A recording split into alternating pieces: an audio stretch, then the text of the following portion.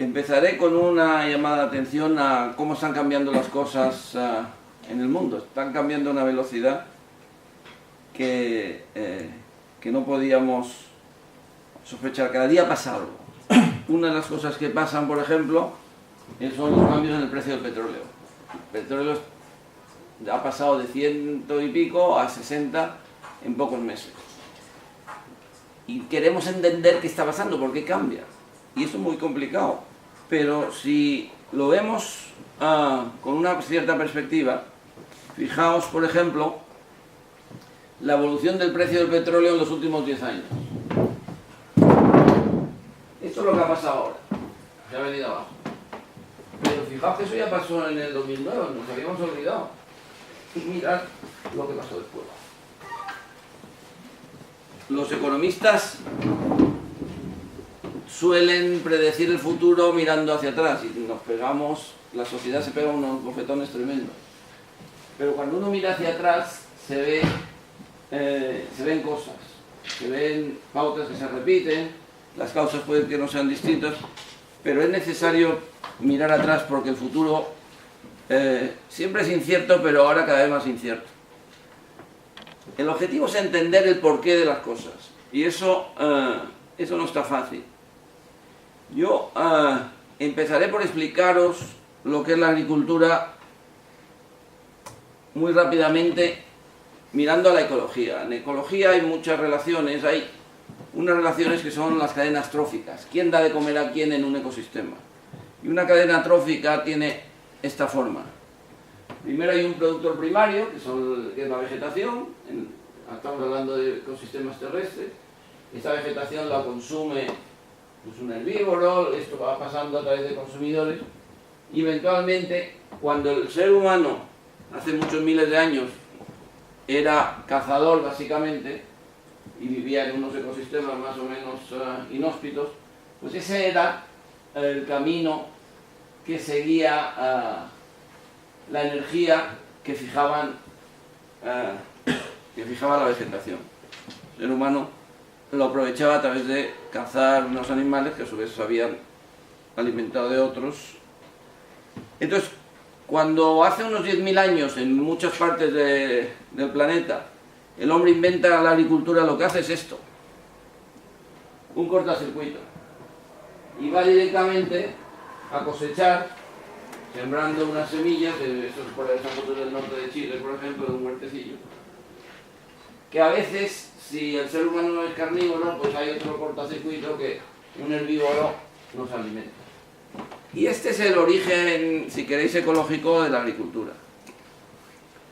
Y a la vez que se inventaba la agricultura, prácticamente a la vez se inventó el riego, por un motivo que está bien explicado en un libro que se llama La inundación de Noé, que básicamente, como estamos en un mundo de arqueólogos, por lo menos mis compañeros aquí de Córdoba lo son, cuentan la hipótesis de que la historia del arca de Noé, de esa inundación que nos contaron, es cuando el Mediterráneo se conecta con el Mar Negro e inunda unas zonas que eran extraordinariamente fértiles y era donde estaban los primeros asentamientos de los humanos hace muchos miles de años.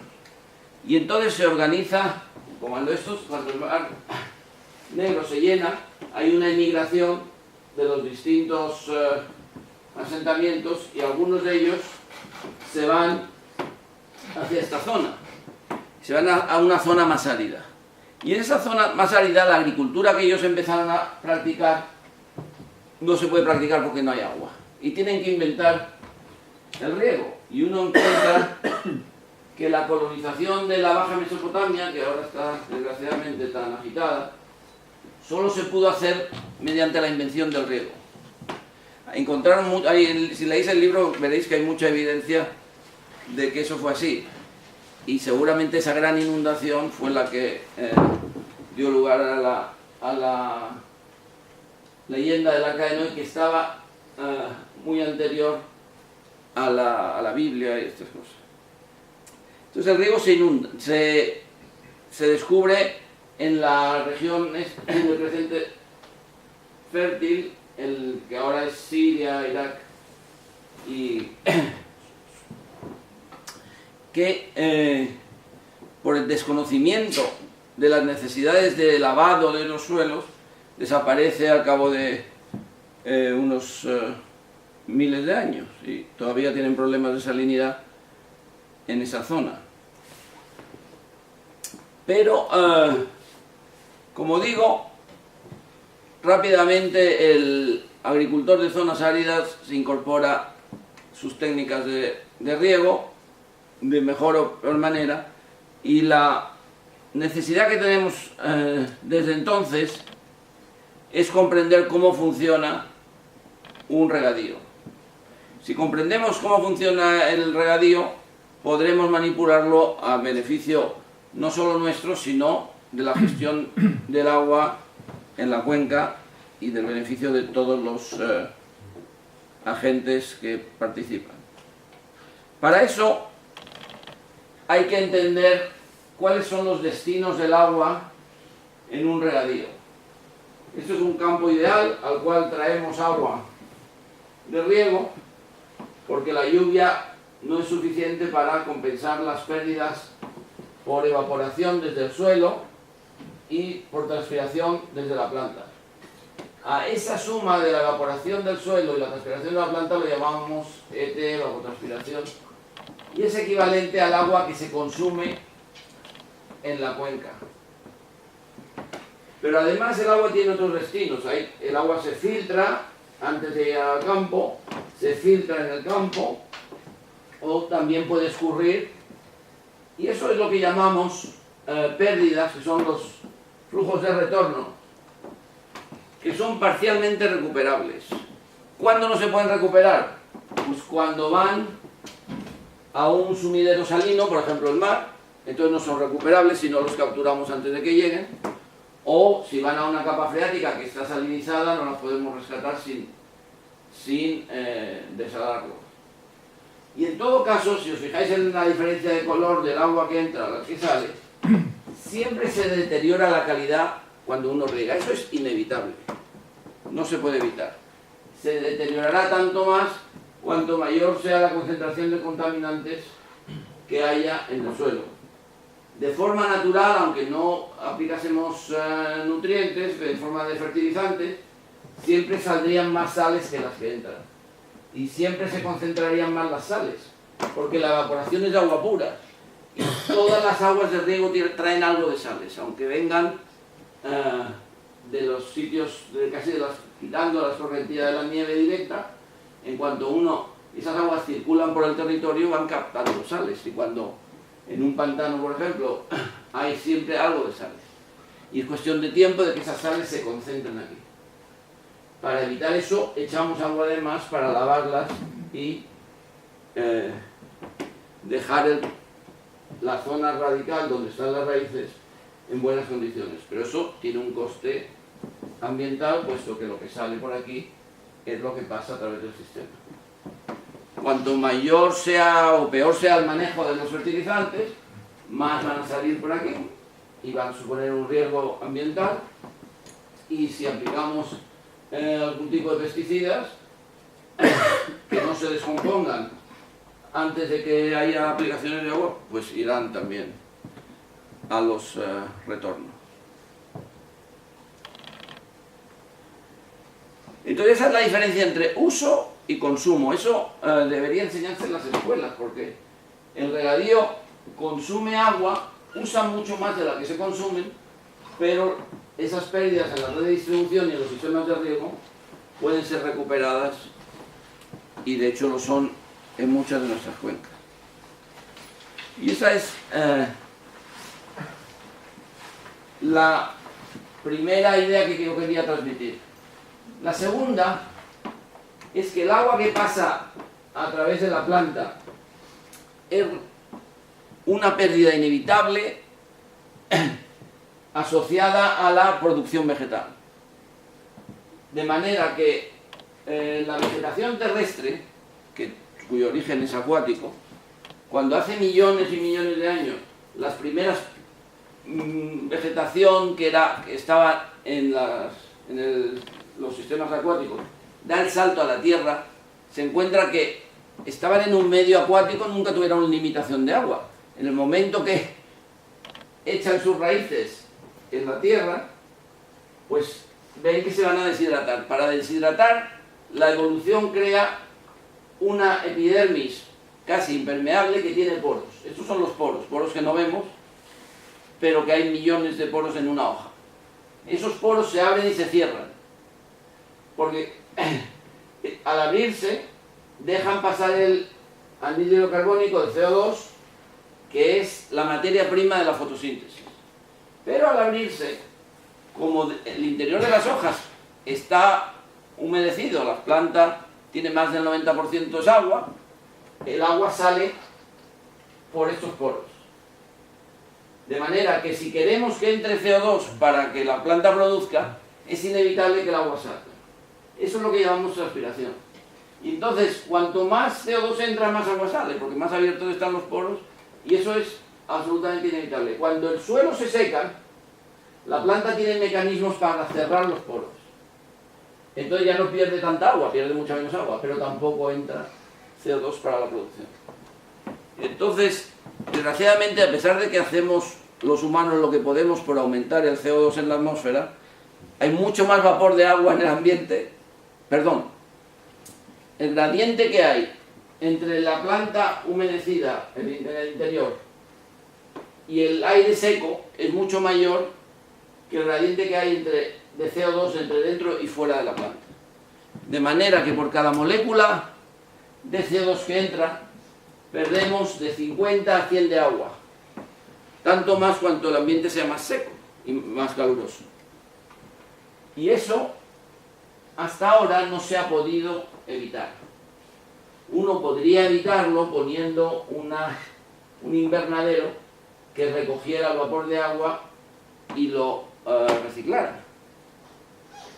O sea, que condensara el vapor de agua que está difundiéndose y lo reciclara, inyectándose, haciendo un sistema artificial. Eso se puede hacer experimentalmente, pero no se puede hacer agricultura, aunque los Emiratos Árabes ya tienen un proyecto para eso. Pero esa sería la única manera de recuperar el flujo de agua que se evapora de las plantas, que es mucho mayor que el CO2 que entra, es 50 o 100 veces mayor. Entonces, ¿eso qué quiere decir? Que no podemos evitar la pérdida de agua, que las plantas gastan mucha agua. Porque imaginaros que las plantas son como sábanas mojadas en un ambiente seco. Eso no hay quien lo pare. Porque estos poros, cuando están abiertos, una hoja evapora lo mismo que un papel secante mojado. Prácticamente. Porque hay millones de poros. Entonces, ¿que hace calor? Pues evaporará más. ¿Que hace fresco? Pues evaporará menos. El clima es el que controla la evaporación y la transpiración. La planta, si lo controla cerrando, pierde producción. Y esto hace, cuando uno mide producción en función del agua que se consume, a medida que uno reduce el consumo, la producción disminuye. En la gran mayoría de los cultivos que dan de comer a la humanidad, el trigo, el arroz, el maíz, la patata. Esto es una ley prácticamente general y muy difícil de cambiar. Se han usado antitranspirantes, luego si queréis lo comentamos, pero no tiene mal arreglo a corto plazo. Hay mejora genética, están vendiendo que la biotecnología lo va a resolver. Esto tiene mal arreglo. O sea que es un mal necesario. La transpiración es una pérdida necesaria para la producción. Y lo otro que conviene saber es que cuando se empezó a regar, se regaba por gravedad, por inundación, como se está regando ese huerto de ese señor. Pero en los sistemas de riego por gravedad, cuando uno aplica una lámina de agua, el suelo es el que controla lo que se filtra. De manera que, como los suelos son variables, ya se ve ahí, cuando ese agua se ha filtrado, hay unas pérdidas que son inevitables. Si llamamos esta línea roja, marca la zona donde están las raíces, va a haber sitios donde perdamos agua de forma inevitable, no lo podemos controlar. Sin embargo, la ventaja de los riegos a presión es que el que controla el agua que se filtra es el propio agricultor en función del tiempo al cual funciona el sistema. Si sabe cuánta suelo quiere mojar, pues estará regando de manera que no tendrá pérdidas porque el flujo, el agua se va aplicando de forma lenta y va rellenando solo la zona radical. Si no controla el tiempo, pues hará lo mismo que en el otro caso, tendrá pérdidas, pero las puede evitar. Si lo sabe manejar. Y en el riego por goteo, pues es aún más efectivo porque uno concentra el agua en una zona donde una gran parte de las raíces están situadas. No quiere decir que no haya raíces fuera de la zona donde uno pone el goteo, porque si llueve, las plantas no son tontas y colonizan todo el suelo que sea favorable. Pero luego se concentran donde uno riega. Entonces hay mejor control de la humedad con estos sistemas, que tienen otras desventajas como ahora veremos. Vamos a hablar ahora de cómo ha evolucionado el riego en Andalucía. El seminario este es de riego tradicional, y si uno llama riego tradicional por el regadío que había antes de la guerra civil, pues nos encontramos que en Andalucía la gran mayoría del regadío estaba concentrado en Andalucía Oriental. De hecho, la provincia de Granada tenía, yo creo que tenía como 60.000 hectáreas de las 120 tantas mil que había al año 1904, que hay un registro, había como 180.000 o algo así. Solo Granada tenía 70.000. Andalucía Occidental no tenía prácticamente regadío, salvo las vegas de los ríos. Esta línea, aunque es lineal, seguramente siguió así, y a partir de los años 30, primero la República y después de la guerra, se desarrollan los regadíos que podríamos llamar más modernos. Pero fijaos la evolución exponencial que dice uno, bueno, ¿hasta dónde vamos a llegar? Pues nos hemos pasado. Seguramente que nos habremos pasado. Ahora mismo las dos regiones, Andalucía Occidental y Oriental, están más o menos a la vez. Y fijaos que la pendiente de esta línea muestra que en los últimos 15 años o así el salto ha sido extraordinario. Ahora explicaremos por qué. Pero en realidad no es muy distinto de lo que ha pasado en todo el mundo. En 1900 había 40 millones de hectáreas y un siglo después hay 300 millones de hectáreas. El crecimiento es bastante parecido a nivel mundial por un motivo, sobre todo después de la guerra mundial. Fijaos el cambio dependiente. El regadío responsable de que todos los que estamos hoy aquí comamos, aunque somos mucho más del doble de los que éramos en el 46, que fue cuando yo nací. Y eso se ha conseguido a base de intensificar la producción, tanto en secano, pero sobre todo en regadío. De manera que en el periodo entre 1900 a 2010, el regadío mundial creció 7,5 veces. Y el regadío andaluz ha crecido en el mismo periodo 5,6 veces, más o menos. Más o menos la misma tasa. En otros países ha habido menos crecimiento y en otros mucho más. Los países en desarrollo han crecido mucho más, en regadío, sobre todo India. Los datos que tenemos del regadío son de calidad variable. En Andalucía se ha hecho un esfuerzo que lo lideró Joan Corominas, que fue está ya jubilado, pero ha trabajado durante décadas para el gobierno primero del país y luego de la comunidad autónoma. Fue director de la Agencia del Agua y previamente había sido también del Instituto de Liara, y muy interesado no solo en conocer los números, que son complicados, sino también en entender el por qué las cosas pasan como pasan. El valor de la producción ha aumentado, pero no ni mucho menos tanto como uno podría pensar si usas precios de cada año, que como veis van fluctuando en función básicamente de la producción. Entonces, los distintos sistemas de producción de aceite de oliva están desplazando a los más marginales, los que tienen menos productividad, que tienen que buscar otros valores para poder competir en el mercado con un precio cada vez más bajo. Entonces ese es un problema que tenemos por una expansión incontrolada que ha habido del riego en Andalucía, del olivar. Y luego se me ocurre llamar la atención de la biodiversidad. A nadie se le ha ocurrido plantar otra cosa que no sea olivar. Dejamos la pregunta ahí. Pasemos ahora a mirar con más detalle las oportunidades que puedan tener la mayoría de los usuarios del regadío tradicional, que son pequeños agricultores.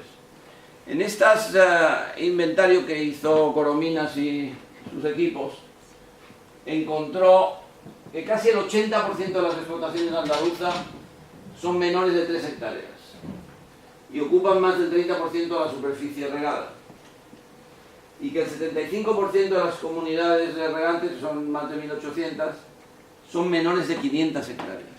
O sea que hay una población de agricultores muy numerosa que está en muy pequeñas explotaciones, menores de 3 hectáreas, y que asociada a comunidades que son también de pequeña dimensión.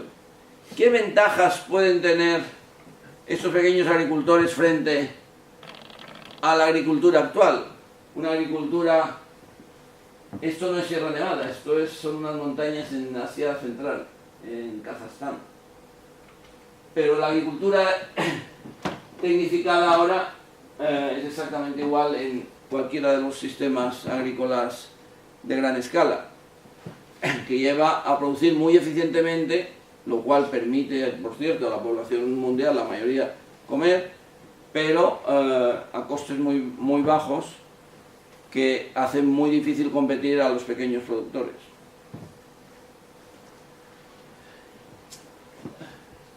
La clave, que es el otro mensaje que quiero mandar a los que miráis a la agricultura desde fuera, es lo que llamamos los agrónomos la brecha del rendimiento, que es la diferencia que hay entre lo que se puede producir y lo que realmente producimos.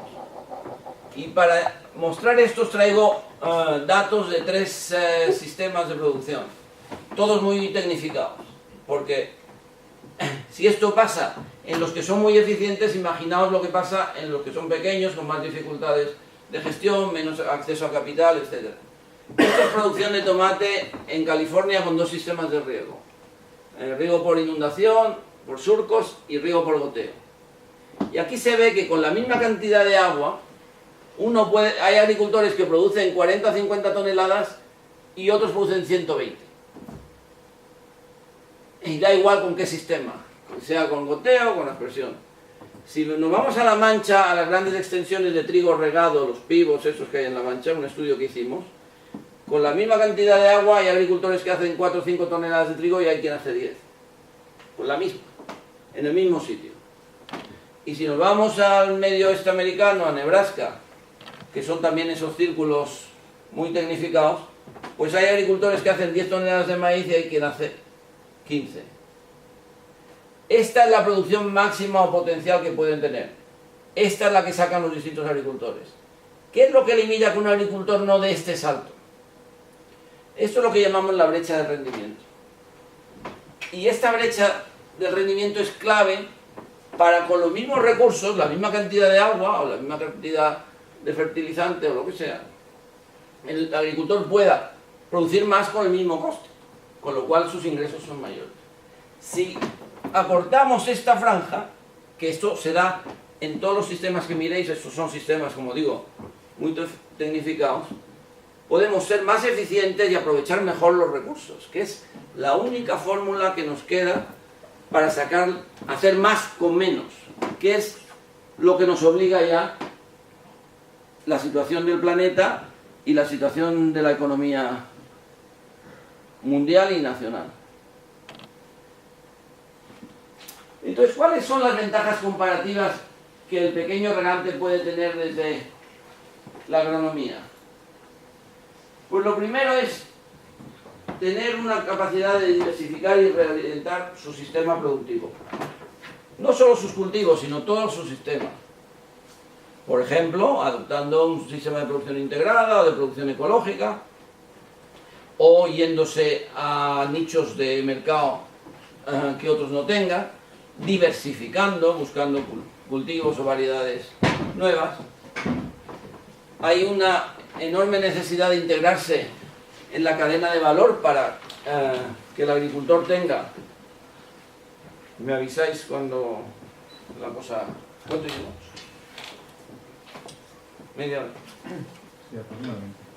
Ya estoy liquidando.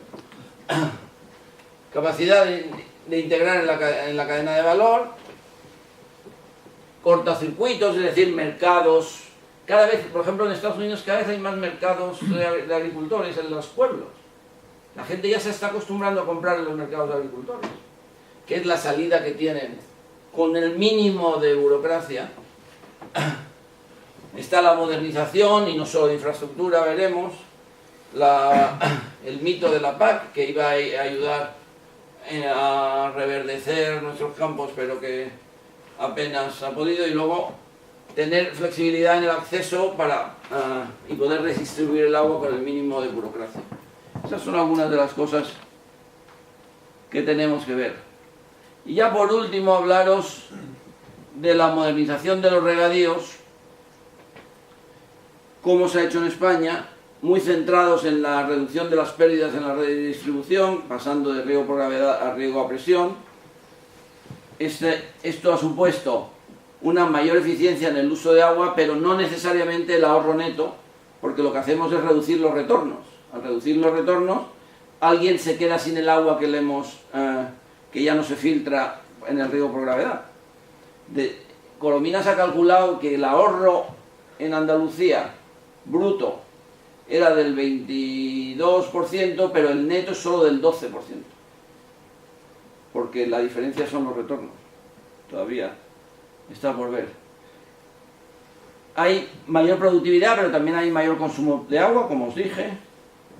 Hay definitivamente mayor consumo de energía y por lo tanto más aumento de costes.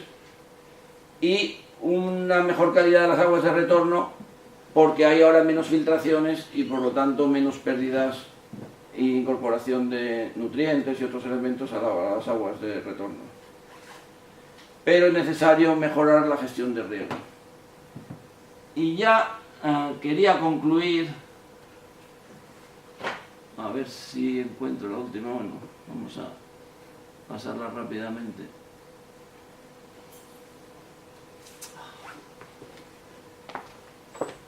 No sé si me arreglo, pero es que el Eurodam es muy importante.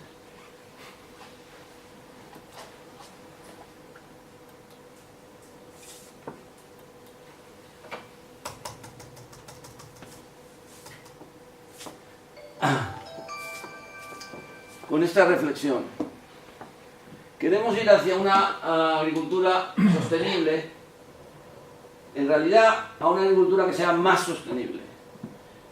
¿Por qué? Pues porque la sostenibilidad es un concepto relativo. Según la escala de tiempos que consideremos, habrá un momento en que nada se va a sostener.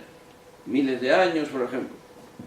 Pero es que, en realidad, las escalas temporales de nuestra sociedad son terribles. El especulador en bolsa tiene una escala de tiempo, opera entre minutos y horas. El urbanita en los días que tarda en llegar a fin de mes, es lo que está pensando. El agricultor está en una escala de días, meses, y a cosechar y a ver lo que va a pasar. El máximo 4, sin comentarios. Y yo creo que en realidad hay muy poca preocupación en relación a lo que debería, aunque es verdad que las nuevas generaciones están tomando conciencia, por ¿qué va a pasar a una escala mayor? A una escala de décadas, no cuento ya siglos venideros. Hay países que sí están preocupados. Por ejemplo, Holanda acaba de terminar un estudio sobre los diques que tendrán que tener en el año 2300. Año 2300, para seguir siendo Holanda, porque ya no serán Holanda, serán agua, si no tienen sus diques. Pues han hecho ya un estudio, que es de hace 2 o 3 años, muy serio, de cómo serán, y lo han hecho gente que no tiene la más mínima posibilidad, ni ellos ni quizás sus descendientes, de llegar a 2300. Y hay que pensar ya a escalas, si uno piensa a escalas más largas que las que estoy contando aquí, la situación es bastante incierta, bastante preocupante. Y se trata de dejar el territorio y los recursos hídricos más o menos como los encontraron los que salieron de la Segunda Guerra Mundial, que eran 3.000 y pico millones. Y ahora estamos en más de 7.000.